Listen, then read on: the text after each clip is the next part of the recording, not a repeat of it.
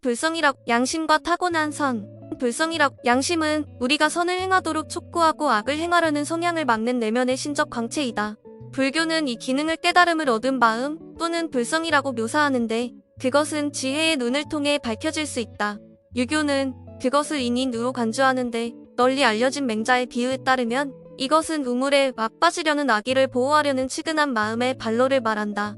또한 이슬람은 인간의 마음을 본래 고든 것으로 간주하며 사도 바울은 양심이 심지어 전혀 종교적인 가르침을 받지 못한 사람들조차 옳고 그름을 구별할 수 있게 하는 것이라고 하였다.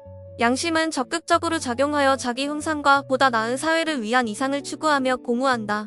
양심은 또한 소극적으로 작용하여 우리가 이기적인 행동을 하거나 남을 해치는 행동을 할 때 꾸짖고 타이르기도 한다. 이와 관련하여 문선명 선생은 양심을 부모보다 우리를 더 잘 아는 보배 같은 스승이라고 말한다. 양심은 하나님이 선사한 것이며 우리가 자기 형상을 가능하게 하며 궁극적으로 하나님이 의도했던 우리 자신의 완전한 목적을 실현할 수 있게 한다. 그러나 그것은 육신의 자기중심적 욕망과 끊임없이 싸워야 한다.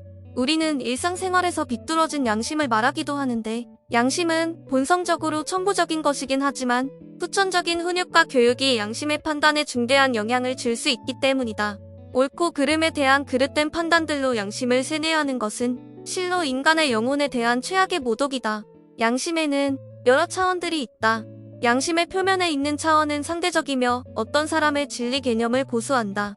그러나 보다 깊은 차원에는 본심이 있으며 그것은 절대적인 하나님과 관계를 유지한다.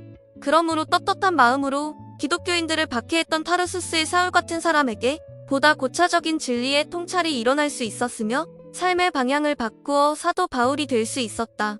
양심의 뿌리에 신성한 본질이 있기에 모든 인간은 결국 구원될 수 있다는 것은 문선명 선생의 낙관적 견해의 기반이 될 것이다. 1. 선에 근거한 본심과 심정. 중교 경전 율법을 가지지 않는 이방 사람이 인간 본성에 따라 율법대로 행할 때 그들이 율법을 갖지 않았을지라도 자기가 자기에게 율법이 됩니다. 그들은 율법이 그들의 마음속에 새겨져 있다는 것을 그 행위로 보여주고 있습니다. 그들의 양심이 그 행위를 증언하고 그들의 이성이 그 행위를 서로 고발토하고 변명도 합니다. 이런 일은 내가 전하는 복음에 의하면 하나님께서 스스로 예수를 통해 사람들의 비밀을 심판하시는 그날에 있을 것입니다. 로마서 기독교. 부드러움과 선은 인간 성품의 바탕이다. 예기 유교. 참된 종교란 궁극적으로 인간의 영성에 근거한 덕행이다. 쿤닥쿤닥 프라바차나사라 자이나교. 보아라, 하나님의 나라는 너희 가운데 있다. 누가복음 기독교. 와비사 입은 마하바드가 말하였다. 내가 하나님의 사도를 만나러 갔을 때 그가 덕목에 관해 나에게 질문하려 하느냐? 라고 나에게 말하기에 예라고 내가 대답하였다. 그가 계속하기를 너의 마음에 물어보아라. 덕이란 영혼이 안식을 취하고 마음이 평안한 것이니라. 죄란 것은 영혼의 혼란을 가져다주고 사람의 가슴에 고통을 주는 것이니 이것이 너희에게 주는 종교적 충고이니라. 알나와위 하디스 사실 이슬람. 자신의 마음을 알고 자신의 본질을 직관적으로 보는 자. 그는 영웅이며 신들과 사람들의 스승 깨달은 자 붓다이다. 육주 단경 불교. 내 눈은 몸의 등불이다. 내 눈이 성하면 내 온몸도 밝을 것이요. 눈이 성하지 못하면 내 몸도 어두울 것이다. 그러므로 내 속에 있는 빛이 어둡지 않은지 살펴보아라. 내 온몸이 밝아서 어두운 부분이 하나도 없으며 마치 등불이 그 빛으로 너를 환하게 비출 때와 같이 내 몸은 온전히 밝을 것이다. 누가복음 기독교. 인간에 대한 당신의 계시 속에서 당신의 영광을 드높이는 유일하시고 참되신 하나님의 목적은 사람들의 참된 내면의 자아의 광산 속에 감춰져 있는 그 보석들을 드러내는 것이다. 바하을라 저서들의 낙수집 백사바하이교. 일체 중생이 불성을 지니는데 이것이 참된 자아이다. 그러나 무시 이래로 온갖 미혹에 덮여있기에 사람이 그것을 여실히 보여 알지 못한다. 선남자야. 어떤 가난한 여인이 있었다. 그녀의 집 어디엔가 숨겨진 황금이 있었지만 그것이 어디에 있는지 아는 이가 아무도 없었다. 어느 날 낯선 이가 방편으로 그녀에게 나는 당신을 부려 김을 매게 할까 하오라고 말하였다. 그러자 그 여인이 말하였다. 지금 나는 그렇게 할 수 없소? 그러나 만일 당신이 내 아들에게 황금이 묻힌 곳을 가르쳐준다면 당신을 위해 일을 하겠소. 그 사람이 다시 말했다. 내가 그 방법을 알고 있으니 당신의 아들에게 그것을 가르쳐주겠소. 그 여인이 말했다. 우리 집의 남녀노소 그 누구도 묻힌 곳을 알지 못하는데 당신은 어떻게 그것을 알 수 있소? 이에 그 사람은 묻힌 황금을 캐내어서 그 여인에게 보여주자 그 여인은 기뻐하며 그를 존경하게 되었다. 선남자야, 사람의 불성도 또한 이와 같으니라. 아무도 그것을 볼 수 없으니 이는 마치 그 가난한 여인이 지니고 있으나 어디에 있는지 알지 못했던 황금과 같다. 내가 지금 사람들로 하여금 각자 지니고 있는 불성을 보게 하리라. 그러나 그것은 온갖 미혹으로 가려져 있다. 열애는 일체를 중생에게 한 덩어리 빛나는 황금과도 같은 깨달음의 꽃집, 곧 불성을 보여준다. 대반열반경 214 숨겨진 보화의 비유 불교.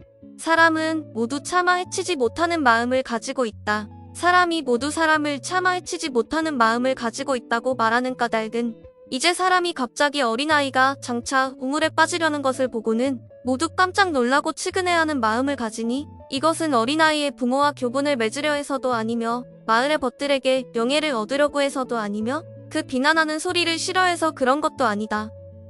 이로 말미암아 보건대 측은 마음이 없으면 사람이 아니며 부끄러워하고 미워하는 마음이 없으면 사람이 아니며 사양하는 마음이 없으면 사람이 아니며 옳고 그름을 따짐이 없으면 사람이 아니다. 측은한 마음은 인의 단서여. 부끄러워하고 미워하는 마음은 의의 단서여. 사양하는 마음은 예의 단서여. 옳고 그름을 따지는 마음은 지혜의 단서이다. 사람이 이 네 가지 단서를 가지고 있는 것은 사체를 가지고 있는 것과 같으니 이 네 가지 단서를 가지고 있는데도 스스로 인의를 행할 수 없다고 말하는 자는 자신을 해치는 자여, 자기 군주가 인의를 행할 수 없다고 말하는 자는 군주를 해치는 자이다. 무릇 사단이 나에게 있는 것을 알아서 모두 넓히고 채울 줄 알면 마치 불이 처음 타오르며 샘물이 처음 나오는 것과 같을 것이니 진실로 잘 채우면 좋게 사회를 보존할 수 있고 진실로 채우지 못하면 부모도 섬길 수 없을 것이다. 맹자 유교. 말씀 선직 인간의 양심은 하나님을 대표하는 마음입니다. 양심은 나를 위해 존재하지 않습니다. 하늘의 의를 위해 존재합니다. 양심은 항상 선을 향해 달리려 합니다. 석가모니도 하늘을 가르쳐 주었습니다. 모든 존재는 불심을 가지고 있다 했는데 그 불심이 뭐냐? 그것은 순수한 본연의 마음을 말합니다. 마음의 본원지는 하나님이다. 하나님의 마음을 따라서 움직이려고 하는 것이 그 대상적인 위치에 있는 나다 하는 이런 평가를 해야 한다는 것입니다. 인륜도덕은 인류의 양심을 중심 삼고 하늘을 향해 바른 길을 가야 됩니다. 바른 길을 가야 된다고 되어 있습니다. 양심은 고차적인 이상 세계를 향해서 이렇게 발전하려고 합니다. 본래 천법의 도리를 따라가는 인간에게는 자기 자신이 망하는 것을 방비해 주고 보호해 주려는 마음이 있는 것입니다. 본래 있다는 것은 뭐냐? 하나님에게 본래부터 그러한 마음이 있기에 인간에게도 본래부터 있게 된 것이라는 의미입니다. 자기가 만든 법이 아니라는 것입니다. 양심아, 내가 이렇기 때문에 이런다 그럽니까? 내 생각이 그렇기 때문에 그래야 한다고 명령한다고 해서 양심이 작용합니까? 어디인지 모르지만 다른 데서 명령을 받는 것입니다. 그런 감정이 자기를 지배하는 것을 볼 때 이것은 공사 문제를 중심 삼고 지배한다는 것을 알 수 있는 것입니다. 동서고금을 막론하고 아무리 악한 인간이라도 악을 버리고 선을 따르려는 본심만은 공통으로 가지고 있다. 그러므로 어떤 것이 선이며 어떻게 해야 선을 이룰 것인가 하는 것은 지능에 속하는 것이어서 시대와 장소와 사람에 따라 각각 다르기 때문에 서로 상충되어 투쟁의 역사를 엮어 내려온 것이 사실이지만 선을 찾아 세우려는 그들의 근본 목적만은 모두 동일하다. 그러면 어찌하여 인간의 본심은 누구도 막을 수 없는 힘을 가지고 시공을 초월하여 선을 지향하고 있는가? 그것은 선의 주체이신 하나님이 선의 목적을 이루시기 위한 선의 실제 대상으로 인간을 창조하셨으므로 비록 타락인간은 사탄의 역사로 말미암아 선의 생활은 할 수 없게 되었으나 선을 추구하는 그 본심만은 여전히 남아있기 때문이다. 그러므로 이러한 인간들로서 엮어져 내려오는 역사에 갈 곳은 결국 선의 세계가 아닐 수 없는 것이다. 하나님의 창조는 참으로 신비하고 오묘함으로 가득 차 있습니다. 인간을 당신의 자식으로 창조하시고 만물의 영장으로 세우신 하나님께서는 인간에게 양심이라는 최고 최선의 선물을 주셨습니다. 인간이 지상계에서 일생을 항해하는데 필요한 나침반으로 하사하신 것이 양심이라는 특별한 선물입니다. 흔히들 인생 100년을 얘기합니다. 그런데 인간은 누구를 막론하고 태어나서 죽는 순간까지 양심의 작용권을 벗어나지 못합니다. 그리고 양심의 작용 중 최고 추상의 기능이 바로 참부모 참스승 참주인의 역할 기능입니다. 다시 말해서 양심은 우리가 태어날 때부터 참부모 참스승 참주인의 위치에서 우리의 생을 지도하고 교육하는 하나님의 대신자라는 것입니다. 우리의 일거수일투족을 한순간도 놓치지 않고 인도하고 감시하는 책임이 양심의 기능이라는 것입니다. 그래서 양심은 우리의 모든 언행은 물론 생각까지도 부모보다 먼저 알고 스승보다 먼저 알고 하나님보다 먼저 아는 것입니다. 하나님께서는 인간의 삶을 지도하고 감시하는 본원적인 기능을 양심에게 전수해 주셨기 때문입니다. 그런데 수정처럼 맑고 투명해야 할 인간의 양심의 타락성의 때가 끼어 지금까지 각종 죄악과 질병 속에서 본래의 기능을 다 발휘하지 못하고 있는 것입니다. 따라서 사탄 주관권의 이 사악한 세계에서 하루라도 빨리 해방석방을 받고 싶어 울부짖고 있는 양심의 소리를 들을 줄 아는 여러분이 되어야 합니다. 양심의 방향성과 목적의 내용에 있어서 무엇이 되느냐 하면 참사랑이 목적의 내용이 되지 않을 수 없다는 결론이 나옵니다. 그 방향, 양심의 뿌리의 방향과 목적이 무엇이냐 하면 변하지 않는 이런 사랑이 아니라고 할 수 없는 것입니다. 하나님의 사랑은 자기를 100%, 120% 투입하는 것입니다. 그런 것이 타락한 세상에 하나 남아있는데 그것이 아버지의 사랑이 아니라 어머니의 사랑입니다. 그것이 불씨와 같이 남아있습니다. 이 불씨가 남아있기 때문에 잘만 피우면 다시 불을 붙일 수 있다는 것입니다. 그것까지 없으면 구원도 불가능한 것입니다. 하나님의 창조 본성의 씨가 남아있기 때문에 구원이 가능하다는 것입니다.